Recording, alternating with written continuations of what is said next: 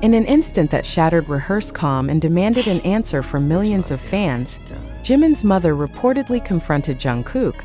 But what exactly transpired behind closed doors, and why has a private disagreement rippled into a global moral scandal? This is not idle gossip. It is a sequence of allegations and fragmentary evidence that, if accurate, reveals a rupture in trust among figures whose personal bonds have long been presented as unassailable. The episode began on the night of Jungkook's 28th birthday, when what was described as a private gathering became the nucleus of intense scrutiny. Photographs and short video fragments that circulated thereafter showed only one member, Kim Taeyoung, present at the stroke of midnight. Jimin's conspicuous absence from those midnight frames immediately reframed a domestic moment into a question of commitment. Had a pledge to be present at a milestone been honored, or had it been quietly abandoned? Within hours, the scene multiplied into competing narratives. One thread emphasized visual dissonance. Jungkook's embrace of Taeyoung paired with an expression that observers read as practiced, his eyes heavy with fatigue rather than elation. Another thread centered on action versus presence. Commentators pointed to online activity attributed to Jimin on the same night, likes, brief interactions, and posts, and asked the discomforting question of whether digital engagement had replaced physical attendance. That single, most elemental query, if he was online, why was he not there, became the pivot on which outrage rotated. The controversy intensified when Jimin conducted an unplanned livestream in which he offered an admission that few expected and many found more puzzling than clarifying.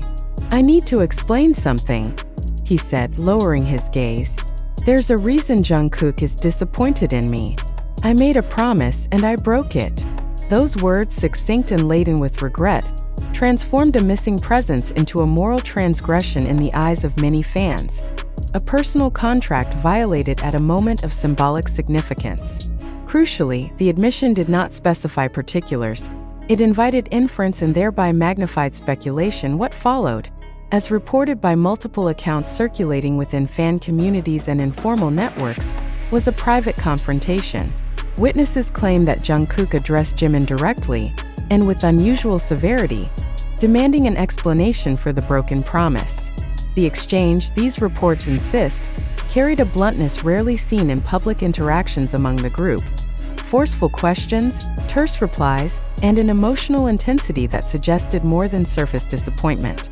It is alleged that Taeyoung, present throughout the night, appeared shocked and unable to mediate effectively, his role oscillating between companion and stunned observer. Perhaps the most wrenching detail in the circulating narrative is the reaction attributed to Jimin's family. Reports indicate that Jimin's mother, upon learning of both his absence and the purported rebuke from Jungkook, was left stunned, not as a distant commentator but as a grieving parent who perceived the rupture as immediate and personal. The image of a mother's astonishment, whether fully accurate or partially constructed by rumor, has functioned as an emotional accelerant in public discourse. It personalizes the dispute and converts what might have been a private grievance into familial pain displayed on a global stage. Public reaction has been swift, polarized, and merciless. For some observers, Jungkook's anger is comprehensible. A close friend absent on a pledged night can be read as a fundamental breach of mutual reliance. For others, the story is a cautionary demonstration of how fragments, clipped clips, selective frames, and edited captions can be assembled into a compelling but incomplete narrative. Which interpretation is correct depends on matters that remain unresolved. The context of the promise, the reason for the absence, and the character of the private exchange. To analyze this episode responsibly requires attention to the mechanics of modern fandom and media.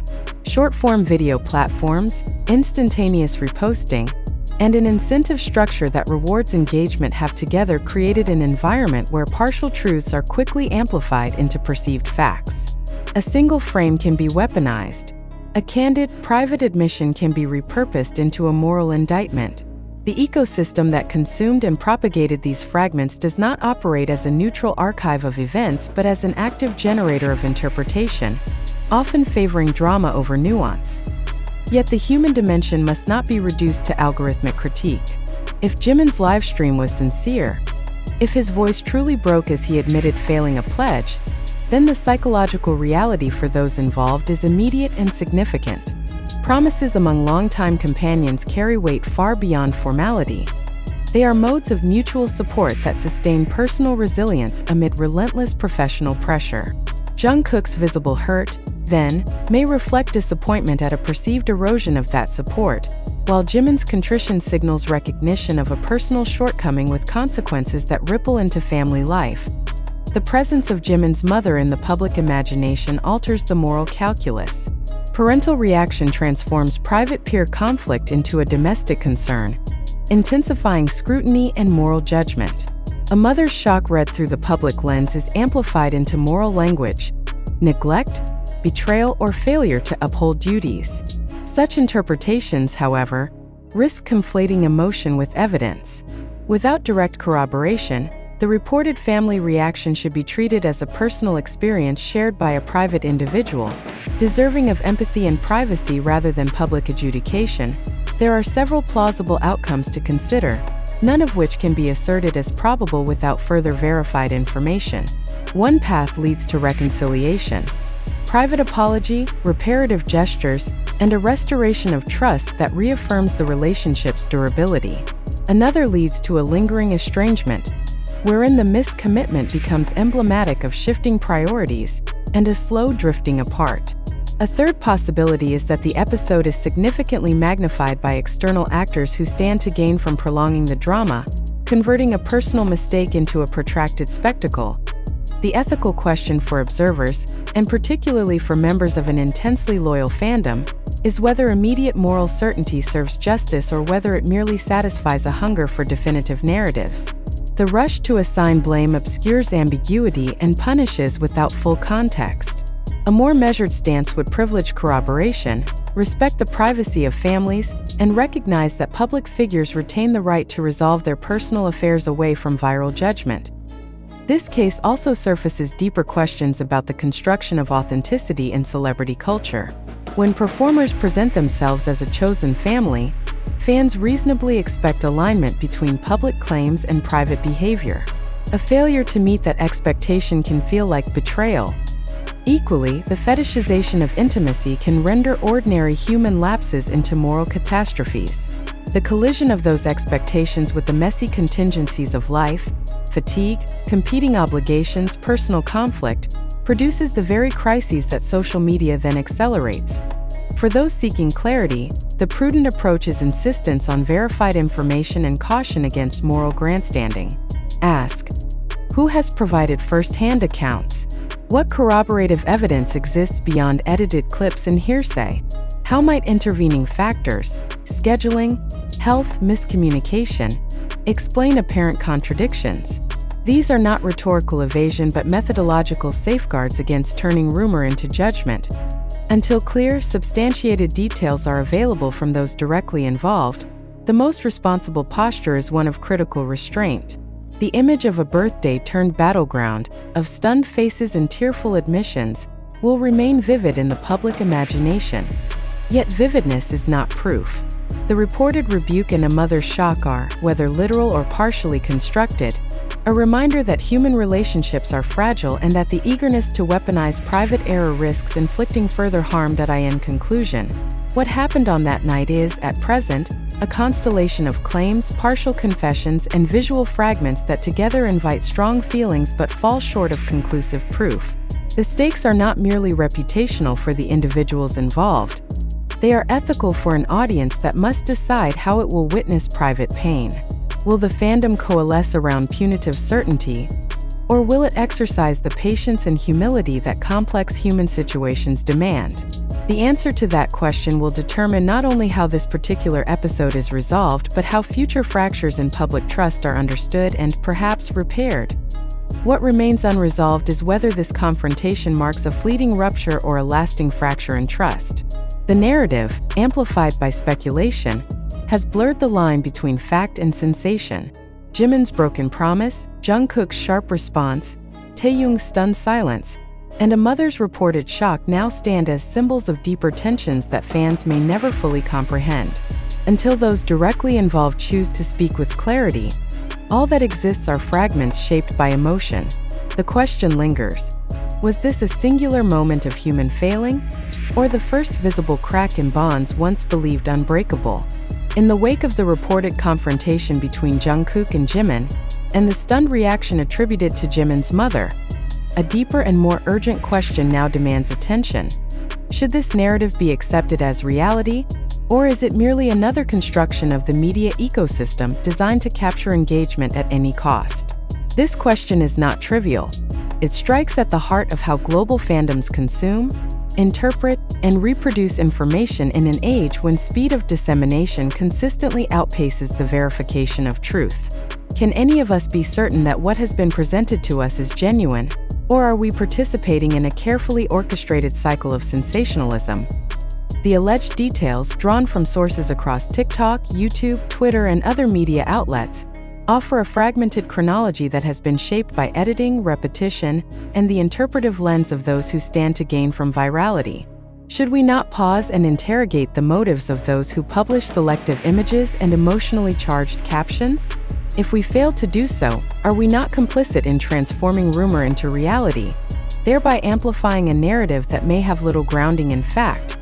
The dramatic framing of Jungkook's disappointment, Jimin's admission of a broken promise, Taehyung's silent disbelief, and Jimin's mother's reported shock has undeniably generated a powerful emotional response. Yet does the strength of our emotional reaction confirm the truth of the events, or does it instead reveal how susceptible we are to manipulation by fragments that appeal to sentiment rather than evidence? Why is it that a single still frame or a few seconds of video can command more authority in the digital arena than hours of unseen context? As readers and observers, are we adequately equipped to distinguish between genuine conflict and media-engineered drama? If this confrontation was real, then it represents a profound moment of fracture in one of the most closely watched friendships in global popular culture. If, however, the narrative is exaggerated or distorted, then we are confronted with a more unsettling reality: that we, as consumers, have been lured into outrage by a spectacle whose primary function is to generate clicks, comments, and algorithmic traction. Which outcome is more troubling? A genuine rupture between individuals, or our own willingness to be manipulated by unverified claims? Consider the mechanics of this dissemination. A live stream admission, stripped of full context, is immediately reinterpreted through countless lenses. Short-form platforms thrive on ambiguity. The less complete the information, the more speculative commentary is invited. Should we not, therefore, treat every viral clip with suspicion until corroborated by multiple independent sources? Or are we so conditioned by digital culture to seek immediate clarity that we abandon the discipline of skepticism? The invocation of Jimin's mother's shock is particularly telling. It personalizes the event, adding a layer of familial grief that resonates with audiences on a visceral level. But must we not ask, who benefits from the circulation of this detail? Was this reaction reported with the family's consent, or was it appropriated as narrative fuel? When private sorrow becomes public entertainment, do we not cross an ethical boundary that reduces individuals to instruments of spectacle? Moreover, the very framing of this confrontation invites questions about authorship. Who is constructing this narrative, and for what purpose? Is it driven by fans eager to amplify drama, by content creators seeking to monetize attention, or by broader media systems that profit from polarization and outrage?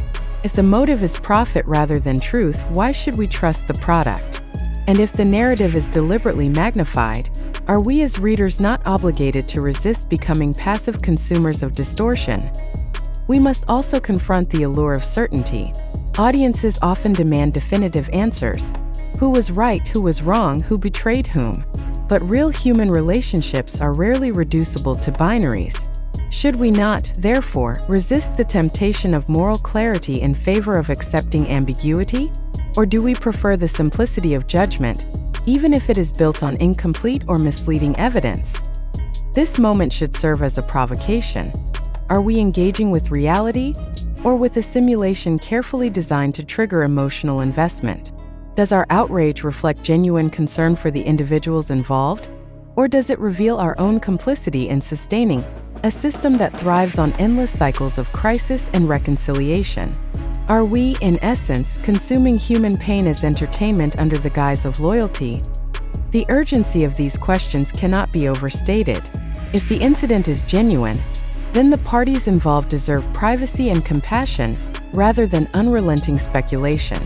If the incident is exaggerated or fabricated, then we must recognize the extent to which our attention has been hijacked for commercial or social capital. Either way, the responsibility lies not only with those who produce the content but with us, the audience, who choose whether to believe, share, or critique it. So we return to the most pressing inquiry. Do you, as a reader and participant in this discourse, truly believe this confrontation occurred as described? Or do you suspect that the narrative has been constructed to appeal to your emotions, to ensure your continued engagement with platforms that profit from your reactions?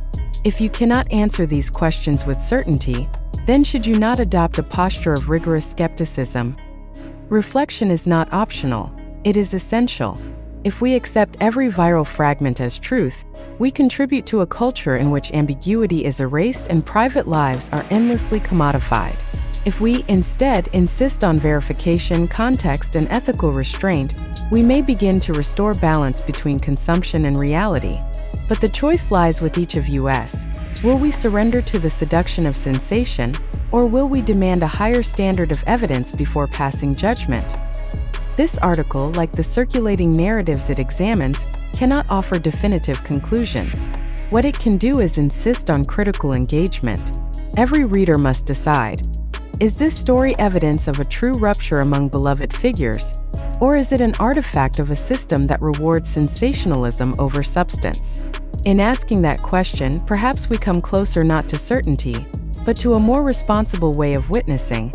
What remains most disturbing about this controversy is not only the uncertainty surrounding the events but also the speed at which speculation hardened into perceived fact.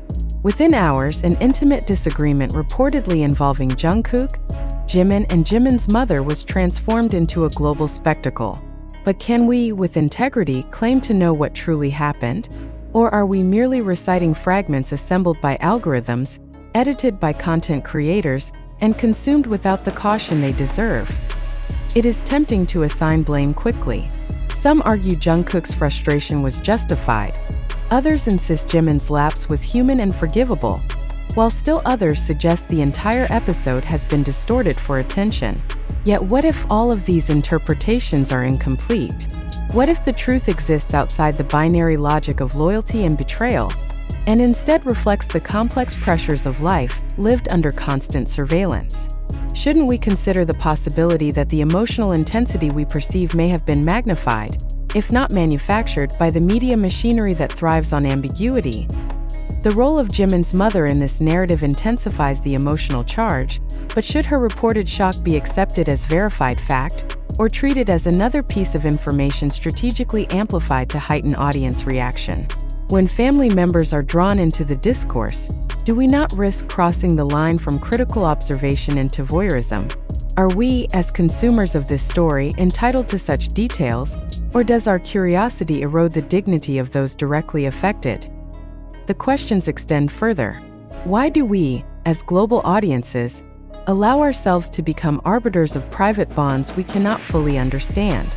Do we mistake emotional resonance for truth? Do we confuse virality with verification? And are we not accountable for the consequences of our participation in a system that rewards controversy over clarity? To reflect critically on this incident is to confront uncomfortable truths about ourselves. The narrative may be genuine, or it may be a construction. Either way, our responsibility remains the same: to approach each claim with skepticism, to resist the lure of certainty, and to acknowledge that behind every viral headline lies a human cost. The next time we encounter a story like this, we must ask: do we seek truth, or do we seek spectacle? The answer will define not only how we interpret this episode, but also how we shape the culture of accountability in the future. Ultimately, this controversy is less about what Jungkook may have said or how Jimin's mother may have reacted, and more about how quickly unverified fragments are consumed as unquestioned truth. Can anyone outside the room ever claim certainty about that night? Or have we allowed our own hunger for drama to replace evidence with emotion? The deeper question is whether we, as observers, will continue to reward speculation or demand proof before judgment. If this story is real, empathy is required. If it is fabricated, restraint is essential. In either case, the responsibility rests with us. Will we choose skepticism over sensationalism, or remain complicit in turning private lives into public spectacle? The broader implications of this moment extend well beyond the individuals at its center. It serves as a mirror reflecting the mechanisms of 21st century media consumption and the vulnerabilities of audiences who navigate it.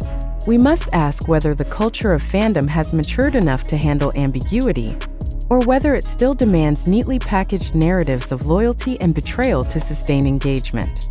The incident, whether genuine or exaggerated, reveals how fragile the boundary is between affection and intrusion, between solidarity and surveillance. Consider the pace at which events unfolded: an intimate birthday gathering, a live-streamed confession, and a wave of commentary cascading across platforms in less than 24 hours. This velocity is not accidental. It is the product of an ecosystem designed to transform private missteps into public theater. In such an environment, silence is no defense.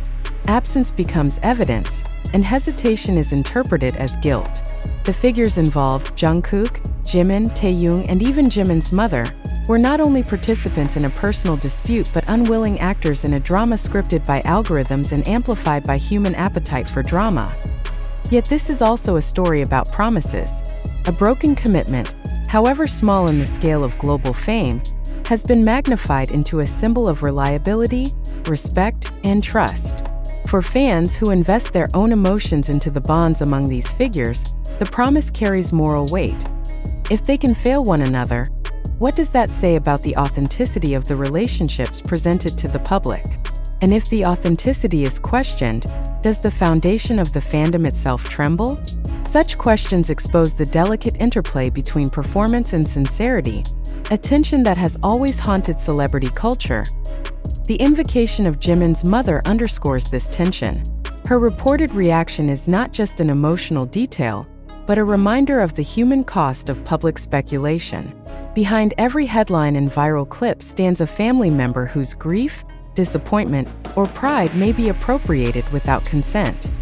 The ethical stakes, therefore, are not confined to whether the confrontation truly occurred, but extend to how we handle the private pain of those adjacent to celebrity life. Are we honoring their dignity, or exploiting their vulnerability for the sake of narrative intensity? To move forward, both fans and media observers must adopt a posture of critical humility. It is tempting to demand answers, to insist on clarity, but sometimes the most responsible act is to accept uncertainty. Relationships, especially those forged under relentless scrutiny, are complex and not always legible to outsiders. We must recognize that a moment of absence or a lapse in promise may signify far less than the sweeping conclusions drawn from viral fragments. The controversy, then, is not only a test of the resilience of personal bonds but a test of our collective maturity as an audience. Do we value truth enough to resist sensationalism? Do we respect privacy enough to withhold judgment until facts are clear? Or will we continue to indulge in the addictive cycle of outrage that reduces human beings to entertainment? Ultimately, what lingers is not a definitive answer about what transpired that night, but a pressing challenge to us all. If we cannot distinguish between reality and spectacle, between compassion and voyeurism, then every similar incident in the future will follow the same destructive trajectory. The question is not merely whether Jungkook and Jimin can repair their bond, but whether we, as witnesses, can learn to approach such stories with skepticism, empathy, and restraint. Only then can we hope to move beyond consuming fragments as absolute truth and begin cultivating a culture that honors both authenticity and privacy in equal measure.